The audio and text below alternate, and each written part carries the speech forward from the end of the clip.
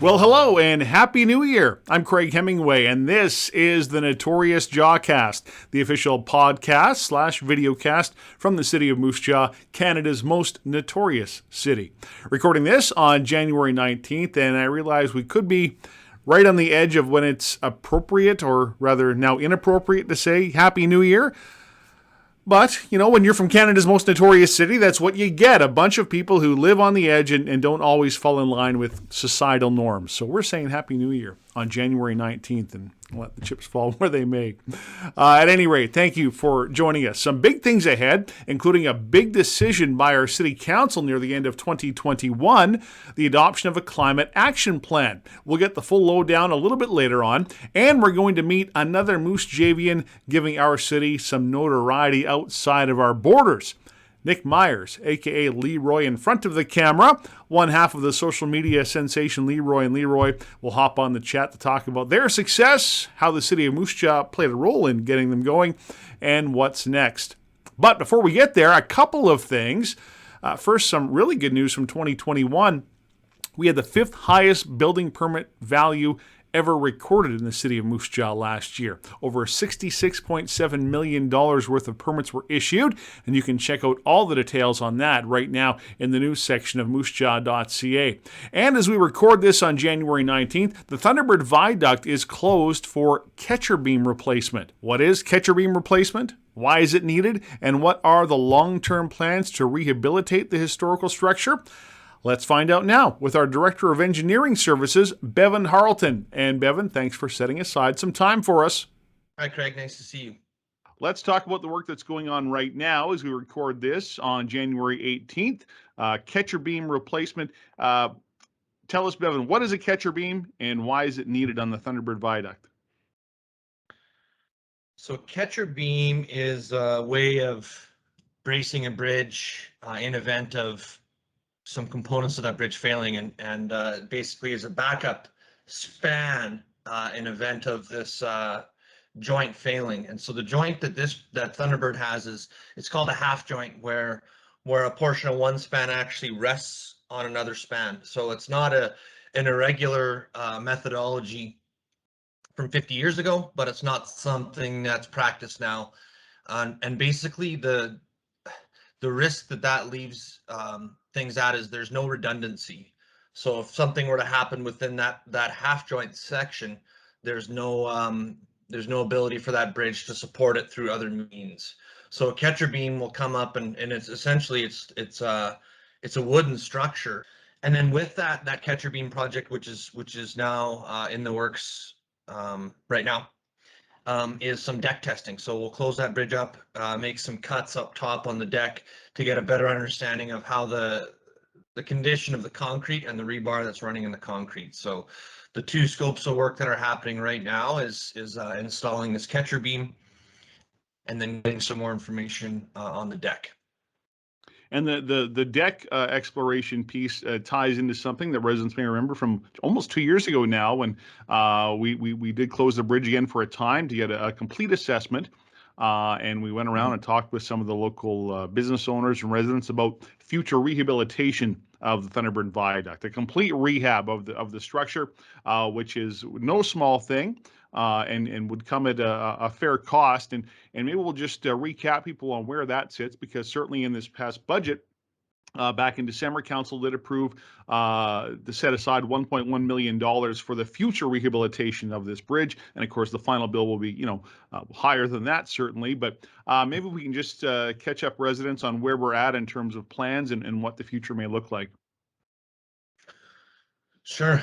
Yeah. And it's interesting. It has been coming up 2 years from concept, stakeholder engagement, preliminary design, and now as we're moving into detailed design, and a very involved process for, like you said, a major project. So our detailed design right now is at around the 90% threshold, meaning the intent of the rehab is well defined. Going through some final touches on what's required to take that from 90% to 100%. So like you mentioned, it's a full rehab from north to south.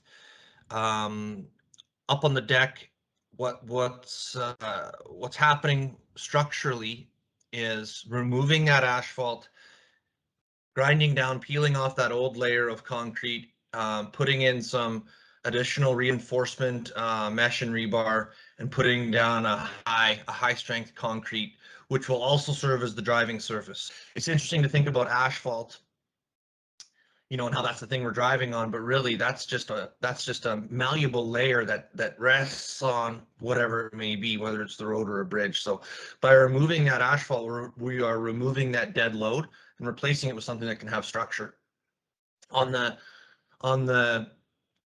transportation side and pedestrian traffic side, we're putting up a shared use path.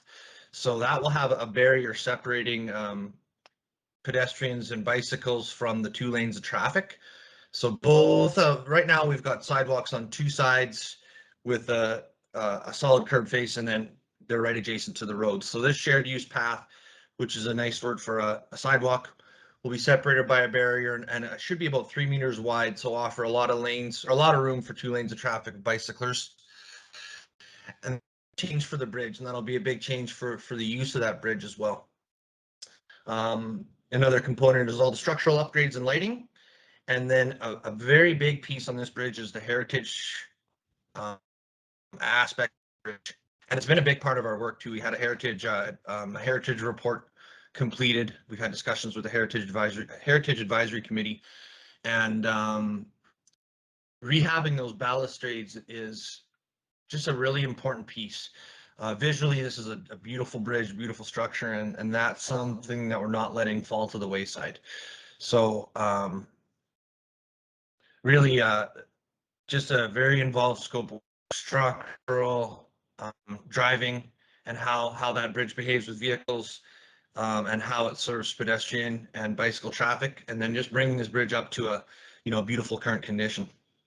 Yeah, and certainly a lot of what you just described came through that stakeholder engagement with residents and user groups and businesses in terms of the things they or would hope to see in any redesign and rehab of that Thunderbird Viaduct. So I guess the next question is, as you mentioned, you're doing detailed design. What is then the timeline for getting that done, and then attaching a final price tag, and then trying to get it funded and built or completed? Mm-hmm.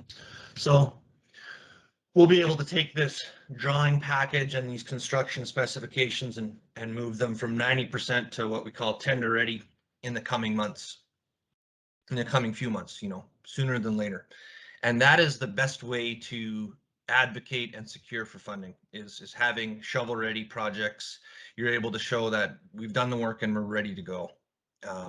So there's all sorts of discussion points and strategies and methodologies for seeking and getting funding, but the best way to do that is to have tender ready drawings and show that you're ready to go.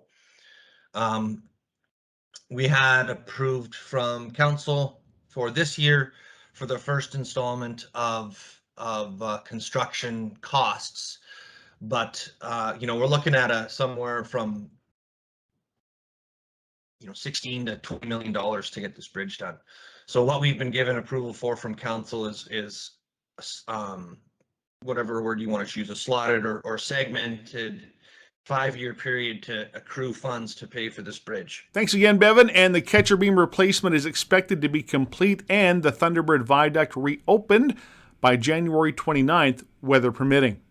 Still on the way, a chat with Leroy in front of the camera from Moose Jaw's notorious TikTok duo Leroy and Leroy.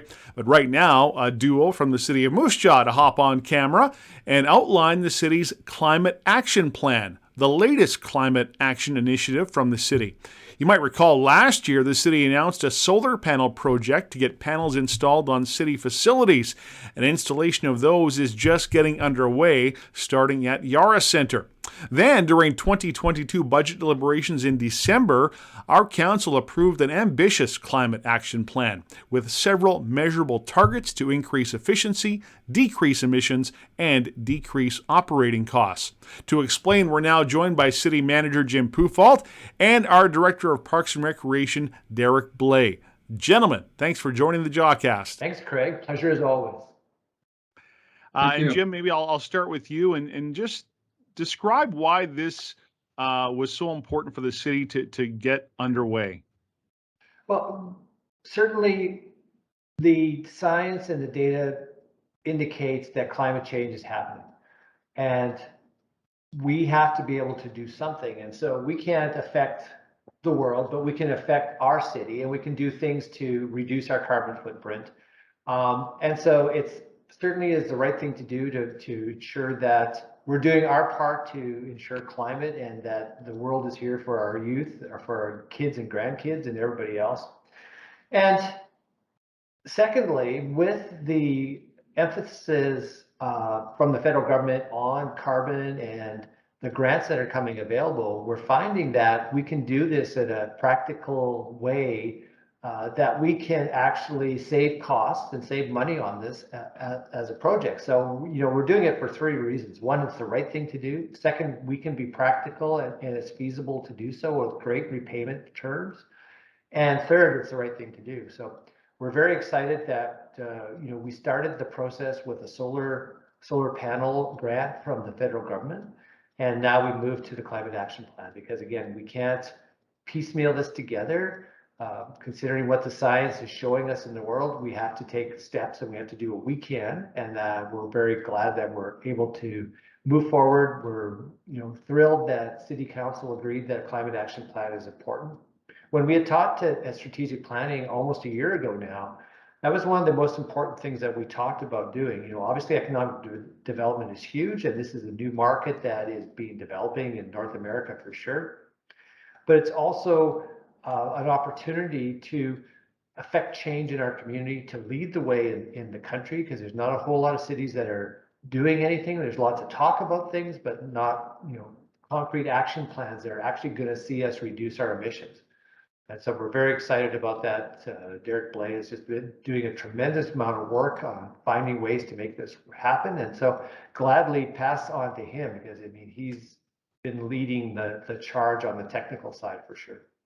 Yeah, absolutely. And Derek, yeah, to you, following up on Jim's comments, Parks and Recreation, as part of that, you look after city facilities, and a big component of this is just finding efficiencies into ways to run our facilities more efficiently and cost effectively, and then of course the bigger picture with the environment. So from your perspective, can you talk about what this means and how we're going to start to see it implemented?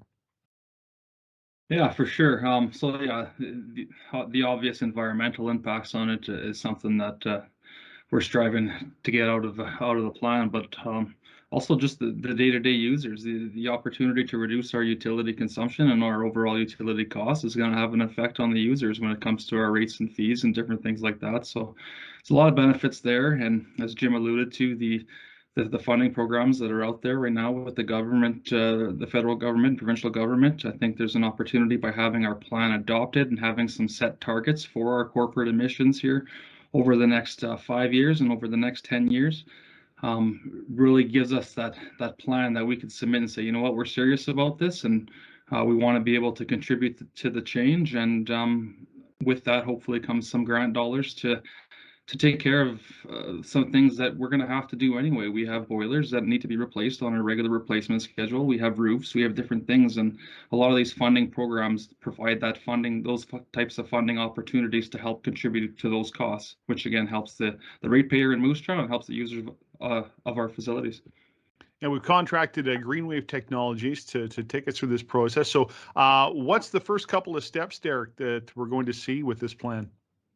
Yeah, so now that the plans have been adopted and endorsed by City Council, we're moving into installing sub-monitoring solutions where we're going to be able to get some detailed analysis of usage for all our major utilities. So for electricity, for natural gas, for water, we'll be able to pinpoint areas within facilities that we maybe opportunities, I guess, to be more efficient, whether it's a pump running when it shouldn't be, or a fan, or anything like that. We'll be able to find those quick wins and those quick efficiencies to reduce our initial, but it'll also be able to really help us in our long-term planning, which is key for us in determining the effectiveness of any projects that we implement, but also helping us determine and prioritize future projects, knowing how many emissions we are able to reduce and how much of our consumption we are able to reduce, which helps us prioritize our projects moving forward. So yeah, we're working hard to get the sub-monitoring in place here over the next 5-6 months, and then we'll start seeing some of the quick wins and some of the early results of the reductions from there. Yeah, and as things come on board, if I understand this right, our residents will be able to actually see how this is all working, correct? At our facilities, we're going to have some, well, you describe what we're going to see. Yeah, for sure. Yeah, no, there's a huge public engagement portion to this and platform that's going to help us with our progress reporting. So as we get the sub-monitoring installed and start to see these efficiencies within our rec facilities right now, we do have some screens which we do some advertising, but we're also going to be able to run some screens on how effective the program has been to date and how we're doing, how we measure up, I guess, in regards to our goals. So how close we are to achieving our goals and how we're doing at each individual facility. So a big part of this is going to be the data and being able to track that and really help measure the success of the program. And Jim, I have to think, another key piece of this is, as people look to move to other locales, people who might be identifying Moose Jaw as a place to either set up a business or even just want to move here. Many people are interested to find out, well, what are you doing? Is this going to be a green city? What initiatives are in place? Because that's important to many people. So this, I would have to think, certainly helps along those lines. Well, certainly, again, there's so many benefits from having a climate action plan that is effective and affecting change. And that's, certainly one of them. We have taken a number of steps already as we worked our way towards it. And we're looking at the science and seeing what we can do already. For example, the solar panel program is starting this year. That's a very effective example of what we're trying to accomplish. There's tremendous cost savings on our power bills. And with the federal grant, federal and provincial funding that comes along with that, we have a repayment in about 5 years. So 5 to 6 years, we will see the cost being reduced. And we're already seeing that, quite honestly, in our budget this year, is that costs are being reduced because we have the solar panel program starting. The blowers in our sewage treatment plant, our wastewater treatment plant, is another one we've just replaced. And we've gone to high efficiency variable speed drives on all those motors, as Mr. Blade talked about, because again, it's when the old style technology is the motors were on or off. There was nothing of ramping up and ramping down, and so there's tremendous savings there already. And so we're very confident that we'll hit our targets, and as we work towards those targets, we'll work towards a net zero by 2050. So there's lots of work to be done in this. This is a never-ending project, and science is changing so rapidly that there's tremendous opportunities out there. And so with the climate action plan, with our philosophy that we want to be ready and we're going to take advantage of those opportunities, we'll be there and we'll help lead the country in how a city can make a difference on their own. I mean, if all of the cities are doing the same thing as we're doing, then we can make a difference in the country. City Manager Jim Pufalt, Director of Parks and Recreation Derek Blay, on the Climate Action Plan. Have we missed anything? The other thing I would add is the new technology and the new economy is moving away from non-renewable. So, I mean, we're on the leading edge by taking these steps now. Yeah, just on the leadership thing, I think our approach is to be a kind of a lead by example approach within our community, showing that we're taking this seriously and providing a framework for others. Anyone who has any large buildings or anything like that will be able to provide that framework for them moving forward. And we've also, speaking to the leadership side of things, I've been contacted by other cities now that have seen this in the news and that have seen that we're moving forward with it and are interested in doing something similar. So I think the leadership that the city of Moose Jaw has taken in this is going to have a huge benefit. Our thanks again to City Manager Jim Pufalt and Director of Parks and Recreation Derek Blay. I'm Craig Hemingway. Thank you for viewing and or listening to the Notorious Jawcast. And one thing we've recently added to the show is a chat with notorious Moose Javians, people from our city that are giving Moose Jaw notoriety in a good way, outside of our borders. And if you pay any attention to social media, you likely have heard of Leroy and Leroy, a pair of Moose Javians who have found humor in everyday sights and turned it into hundreds of thousands of views on the social media platform TikTok, not to mention Instagram and Facebook. We caught up with Leroy in front of the camera, aka Nick Myers, to talk about the evolution of Leroy and Leroy and what lies ahead. Leroy, or rather Nick as you're dressed today, really appreciate you taking the time. Hey, thanks for having me on. I appreciate it. Yeah, so of course your day job is you're doing program director and at Golden West Radio, and you're of course morning show host on Mix 103. How long have you been? It's been what, 3-4 years since you started dipping your toe in this whole Leroy and Leroy thing? Yeah, it was. I think it was October, November of 2017 we started. So this fall will be 5 years, but it didn't really. It was just something fun we were doing, and then last year between Christmas and New Year's, started uploading a few of our things to TikTok, and we thought, well, let's give this TikTok thing a try, and that's when it kind of went crazy for us a little bit. Yeah, I find that really interesting because you're right. You started and it was maybe a bit more longer form, and it was on Facebook, and going okay. You were getting some traction. People were noticing what you guys were doing. It was some fun stuff, but then it really just seemed that you were able to shorten them and really make some stuff that was perfect for that new format. As TikTok came on board, it was like the perfect type of content for that.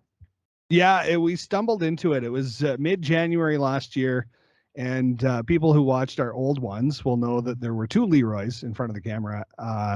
And our buddy moved to Regina, and that Regina to Moose Jaw distance really made it hard for some reason, made it hard to all get together. So middle of January last year, we said, well, let's just do some videos. We sent the invite out to him if he wanted to come, but he couldn't make it. So we said, let's try and record a video a day, and let's see if we can get to 10,000 followers on TikTok before the end of 2021.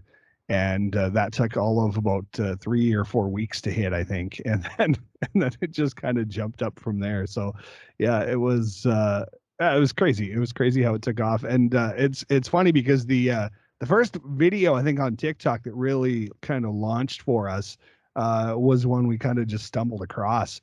We were on our way to film something in the library. It was actually me riding my bike through the library. Which was a fun video that we did. But as we were on our way there, we noticed the no parking signs, the 2 a.m. to 6 a.m. Monday to Thursday or something like that, Tuesday to Thursday on outside of Crescent Park. So Leroy behind the camera, who is also Nick Lamb, said, hey, that's really weird. Let's do a video about it. And at the time I thought, okay, sure. So we filmed a video, and that's the first one that all of a sudden got over 100,000 views for us. And we're like, there's something to this. Well, yes, and if the city of Moose Jaw can take any credit, it's for having some of these signs that probably made sense to be put up whenever they were put up, and then maybe have outlived their usefulness. And certainly there was no shortage of them. No.